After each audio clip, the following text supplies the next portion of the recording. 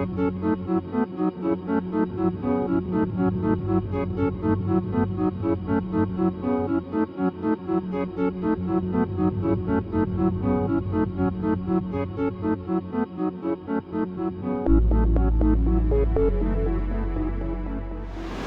it, guys? Today we have a very interesting species. It's one of those that has cropped up a lot more in recent times, and it's probably because our targeting of species has changed. So in the past, guys hardly ever used to catch the species because the main focus was on edibles. So you'd be targeting kingfish, you'd be targeting carp and things like that, shad mainly.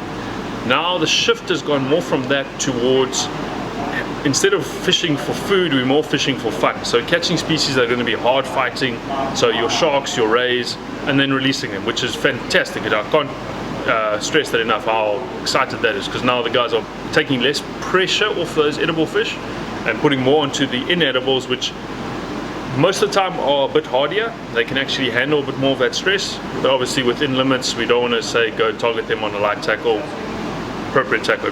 Anyway, side note.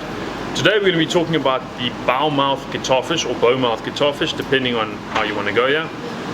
Also called a Bowmouth sand shark. The scientific name is Rhina Encleostoma.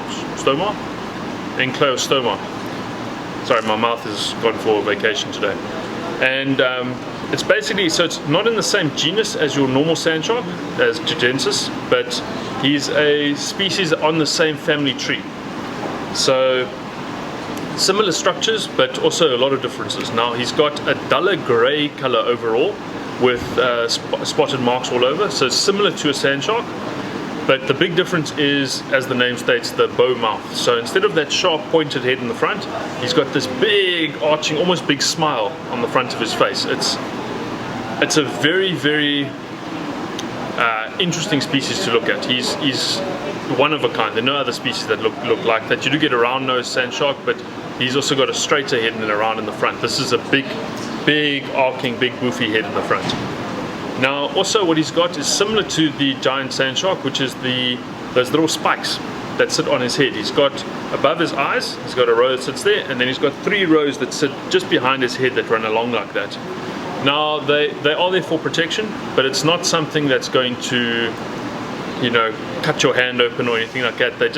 They, as far as I know, they're sort of hardened chitinous little spikes on there, but they're not, you know, like a rose thorn, proper long little things, rose prickles.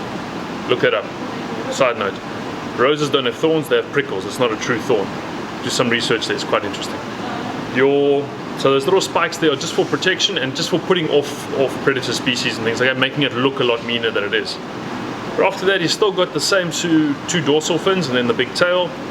Measurement is done exactly the same. It's not pre-caudal, it's all the way to the tip of the tail. And yeah, people are going to tell you differently of how to measure these species.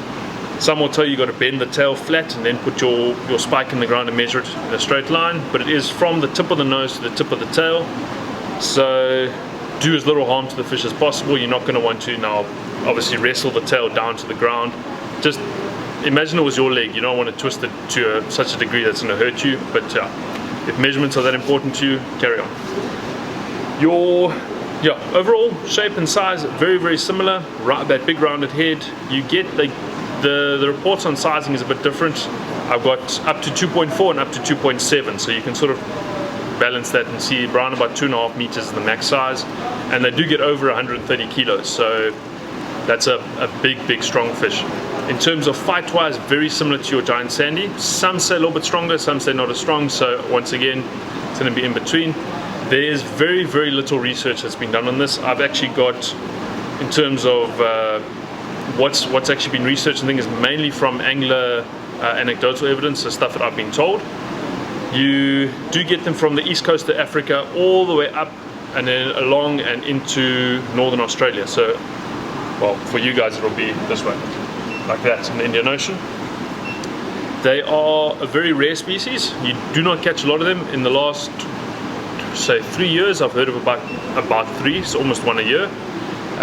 It's a species that you're going to catch while targeting your other inedibles and things like that. So your mackerel baits, your red eye baits, your bonito baits is going to be what they're going to be eating. So a nice mackerel head, your general purpose 9/0 circle hook, mackerel head with cutlets on and a dingle is going to really be what you're going to be using to target them.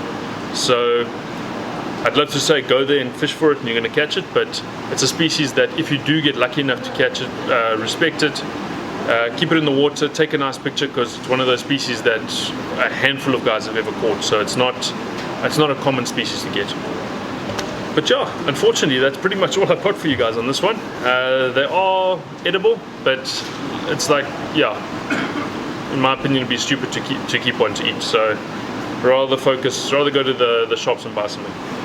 But yeah, the Bowmouth guitarfish, very cool species, definitely has to be on everyone's species list, and yeah, about heavy tackle, so the same as you'd use for your normal non-eds to target them. Yeah, cheers.